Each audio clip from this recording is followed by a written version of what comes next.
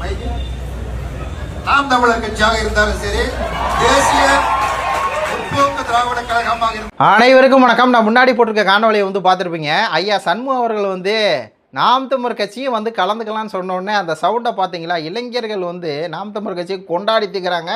அந்த சவுண்டு அப்படின்னு சொல்லி அந்த ஆரவாரம் இருக்குல்ல, வேறு லெவலில் இருந்துச்சு அப்படின்னு தான் சொல்லணும். அதாவது சென்னையில் வந்து நீட்டுக்கு எதிராக போராட்டம் வந்து பண்ணிருக்காங்க. அது கம்யூனிஸ்ட் கட்சி உடைய அலுவலகம் தான் அந்த அவங்க போராட்டம் பண்ணுற என்னன்னு வச்சுக்கோங்களேன். அப்படி இருக்கும்போது அந்த கம்யூனிஸ்ட் கட்சி தலைவர் சண்முகம் என்னென்னா, இந்த சண்முகத்துக்கு ஒரு வன்மம் இருக்குது.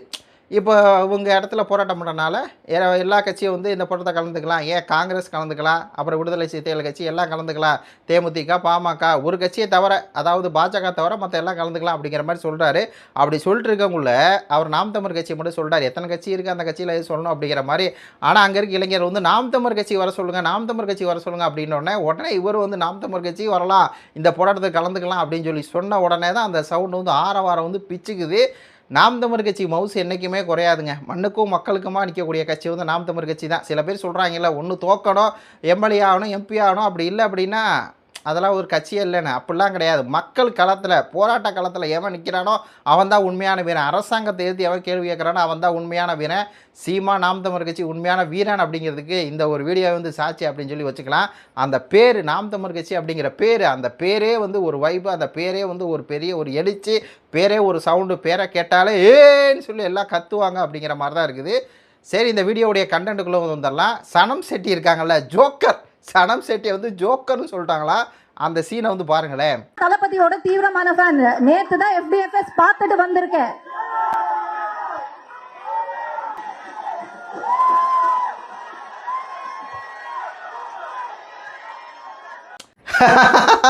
ஏன்னா விஜயோடைய தீவிர ரசிகைக்கு வந்த சோதனை அப்படிங்கிற மாதிரி தான் இருக்குது.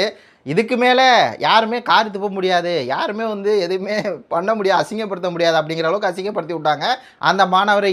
Joker, joker, joker, joker, joker. அங்கே இருக்க எல்லாருமே சனம் செட்டியை பார்த்து விஜயோட தீவிர ரசிகை இப்படி ஒரு அவமானமா, இப்படி ஒரு அசிங்கமா, ஐயோயோ ஐயோயோ அப்படிங்கிற மாதிரி பல தாவேக்கா தற்கூரி பசங்க வந்து என் கட்சிக்காரர் அப்படி என்ன சொல்லிட்டாங்க, சனம் செட்டி அங்கே வந்து என்ன சொல்லிட்டாங்க, நான் விஜயோட தீவிர ரசிகை ஜனநாயகன் படம் எப்படி எபிசோட் பார்த்தேன் அப்படின்னு தானே அவங்க சொன்னாங்க. இதில் என்ன தப்பு இருக்குது? நீ வந்து நீ தேர்வு வேணாம், நீ போராடு, அதுக்காக நாங்கள் படம் பார்க்கக்கூடாதா? இது ஜனநாயக நாடு, ஜனநாயக நாட்டில் நாங்கள் ஜனநாயகம் பார்க்கக்கூடாதா? எங்களை எப்படி ஜோக்கர்னு சொல்லலாம், எங்களை வந்து இப்படி சொல்லலாம், அப்படி சொல்லலாம் அப்படின்னு சொல்லி கதன்னு கத்திட்டு இருக்காங்க.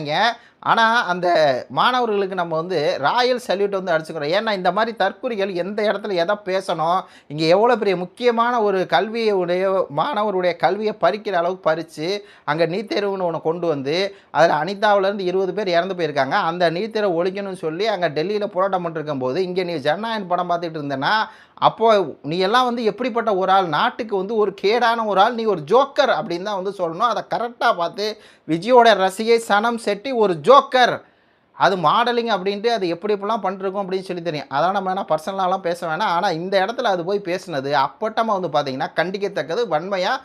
அதனால் ஜோக்கர் அப்படின்னு சொல்லி சொன்னாங்க. இது என்னென்னா, அது பேச ஆரம்பிக்கும் போதே ரொம்ப கெத்தா, ரொம்ப திமுறா, நான் வந்தேன், என்னை வந்து உள்ளே விடலை, அப்புறம் நான் வந்து போயிட்டேன், இப்போ வந்து ஏன் பேசுன்னு தெரியுமா, இங்கே யார் வந்து காக்ரோச் தாண்டா பாட்டி இருக்குங்க, கை தூக்குங்க அப்படிங்குது, யார் மாணவர்கள், யார் வந்து கல்லூரியில் படிக்கிறீங்க, யார் வந்து பொதுமக்கள் அப்படின்னு சொல்லி இந்த மாதிரிலாம் கேட்டுருக்கு. இதெல்லாம் கேட்குறதுக்கு இது யார் அப்படின்னா, இந்த போராட்டத்தை மடமாற்ற பார்க்குறாங்க. இந்த போராட்டத்தில் சில புல்லுரிகள் வந்துட்டாங்க, அவங்க வந்து மடமாற்ற பார்த்துறாங்க. ஒரு குறிப்பிட்ட கட்சியை எதிர்த்து அவங்க வந்து பேசுகிற மாதிரி இங்கே வந்து பேசியிருக்காங்க. வேறு ஒன்றும் இல்லை, அங்கே பேசுகிற எல்லாருமே அந்த கையில் வச்சுருக்க பழையெல்லாம் பாருங்கள். விஜய் அவர்கள் வந்து வாய் மூடி வந்திருக்கார். நீட் தேர்வுக்கு வந்து விஜய் எதிர்ப்பு தான் தெரிவிக்கிறாரு. அனிதாவுடைய மறந்து தானே போனார், அப்படி போனார்ல, அப்படி இருக்கிறவர் அவர் நேராக வரணும். சரி, அவர் தான் ஜனநாயகன் படம் பார்த்துட்டு பிஸியாக இருக்கார் அப்படின்னா முதலமைச்சரை விட்டுறணும். கல்வித்துறை அமைச்சர் ராஜ்மோகன் ஏன் வரல? அதான் அந்த அவங்க மாணவருடைய கேள்வி. சரி, ராஜ்மோகன் வரலாம்ல, ஏன் தாவேக்கால இருக்கக்கூடிய முக்கிய அமைச்சர்மார்கள் புஷியானது எல்லாம் வரலாம்ல, அங்கே வந்து போராட்டம் நடந்துக்கிட்டுலாம் வரலாம்ல அப்படின்னா வரல. ரெண்டாவது என்னென்னா, அங்கே போராட்டம் பண்ணுறக்காரன் ஃபஸ்ட்டு என்னென்னா மெரினா பீச்சை தான் அவங்க வந்து போராட்டம் பண்ணுற களமாக வந்து அவங்க வந்து முயற்சி பண்ணுறாங்க. அதுக்கு போலீஸ் வந்து தடுத்து அவங்கள வந்து அரெஸ்ட் பண்ணி, ஏன் நம்ம வந்து அந்த பாடகர் இருக்கார்ல, அவர் கொண்டு எல்லாத்தையும் அரெஸ்ட் பண்ணி இந்த அதுவும் அந்த பாடகர், அவர் பேர் ஏதோ ஒரு பேர் திருக்குறள், ஆமாம், அவரை வந்து ஆதவர்ஜுன் அவர்கிட்ட என்ன சொல்கிறாரு, கேவலமாக சொல்கிறாரு, இது வந்து டெல்லியில் இருக்கக்கூடிய அந்த இதில் அது என்னது போட்டை எடுத்தால் தான் இதை வந்து ஒழிக்க முடியும், இங்கே போராட்டம் பண்ணால் ஒன்றும் பண்ண முடியாது, வீட்டுக்கு போ, இங்கே போராட்டம் பண்ணாலும் ஒழிக்க முடியாது, வீட்டுக்கு போன்னு சொல்லி ஆதவர்ஜுனை சொல்லியிருக்காரு. அதனால தான் அந்த மக்கள் என்ன பண்ணுறாங்க, வாயை துறங்க விஜய்ன்னு சொல்லி போராட்டம் பண்ணுறாங்க.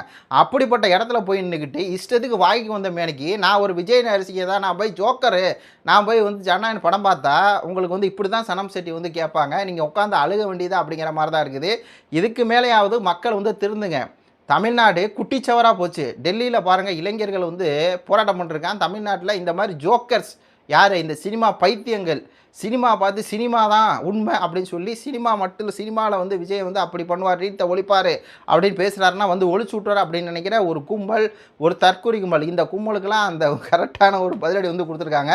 அந்த பக்கம் போயிட்டு சனம் செட்டி, இது ஜனநாயக நாடு இல்லையா, எனக்கு பேச அருகது இல்லையா, ஒரு விஜய் ரசிகருக்கு அனுமதி இல்லையா அப்படின்னு சொல்லி கதையிட்டு இருக்கு அப்படிங்கிற மாதிரி தான் இருக்குது. அடுத்த சம்பவமான இடுமான கார்த்தி வேறு லெவலில் வந்து சம்பவம் பண்ணார். அந்த கூட்டத்தில் போய் அவர் வந்து பேசுகிறாரு. அவ்வளோ ஆரவாரமாக மக்கள் வந்து கொண்டாடுறாங்க. அவர் பேசின ஒவ்வொன்றும் எனக்கு பார்க்கும்போது அண்ணன் சீமான் அந்த இடத்துல இருந்தால் என்ன பேசியிருப்பார், அண்ணன் சீமானோட மறுபடியும் பார்த்த மாதிரி தான் இடுமான கார்த்தி அவர்கள் வந்து இருந்துச்சு. உள்ளபடியே இடுமான கார்த்தி ஒரு 10 நிமிஷம் பேசியிருப்பார். 10 நிமிஷமும் ஆரவாரமாக இருந்துச்சு அப்படின்னு தான் சொல்லணும். இதில் அந்த கட்சி இந்த கட்சியை தாக்கி பேசுகிறது அப்படிங்கிற மாதிரிலாம் இல்லை. மறைமுகமாக 2 விஷயங்களை வந்து பேசியிருப்பார். பாஜக நேரடியாக பேசினார், இந்த தாவேக்காவை வந்து ஒரு மறைமுகமாக ரசிக கூட்டம் அப்படி இப்படின்னு பேசினார். ஒழிஞ்சு முக்கியமாக பேசினது நீட் தேர்வு. நீட் தேர்வில் வந்து முதல்ல பாதிக்கப்பட்டது அனிதா அப்படிங்கிற அந்த பெண் வந்து 12வதில் 1197 மார்க் எடுக்கிறாங்க. வெறும் 3 மார்க்கு தாங்க கம்மி. 1200 மதிப்பெண் இருந்து எடுக்கணும். அப்போ 1200க்கு ஒரு பெண் வந்து 1197 எடுக்கிறாங்கன்னா 3 மார்க் தான் கம்மி. அப்படின்னா எப்படி படிச்சிருக்கோம்? அப்போ அந்த பெண் அப்படி படித்த இருமான கருத்து என்ன தான் சொல்கிறேன், அந்த பெண் வந்து எப்படி படிச்சிருக்கோம்? அதுலேயும் கழிவற வசதி இல்லாத வீடு. அந்த அனிதாவுக்கு வந்து பார்த்திங்கன்னா அம்மா இருக்காங்கல்ல, அனிதாவோட 2 வயசுலேயே இறந்துடுறாங்க.